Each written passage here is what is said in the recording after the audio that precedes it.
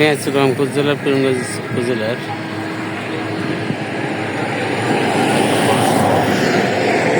মোহাম্মদ কুড়িতে এই ইউনিয়নটা 13 নম্বর। আলু তো নিচ্ছে না বাড়ি। এখন যে অবস্থা এখানে, আমি যে কটা স্টোর সকাল থেকে দেখেছি, এখানে বলতে গেলে পীরগঞ্জ সব কটা স্টোর এখানেই, আমি ভালো জানি না আরও আছে কিনা, 4টি স্টোরই এখানে। এই এলাকায় আলু বেশি হয়,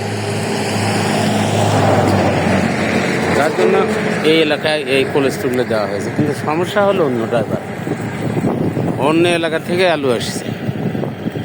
এই যে স্টোরেজ যে এলাকাটা, অর্থাৎ যে আমি যেখানে দাঁড়িয়ে আছি, এখানে চারিপাশে প্রচুর আলু, তারা উঠেই নি এখনো।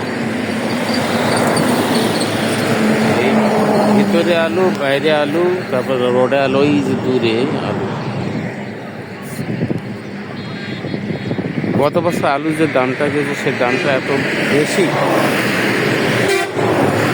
এর কারণে এবারে সবাই প্রায় আলু কিনছে।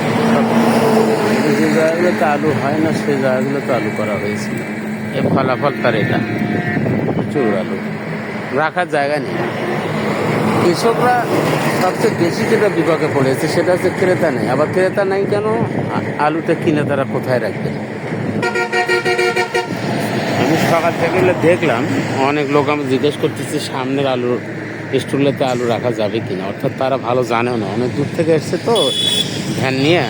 ওই যে নোটিশ টাঙ্গাই দিয়েছে, ওখানে দেখে আসলাম বাস টাঙ্গানো। কারণ আল্লাহ জানে কি হবে, এই আলুগুলো উঠালে কি হবে আরও। এটা এই এলাকাটা তো আলুর বিখ্যাত এলাকা।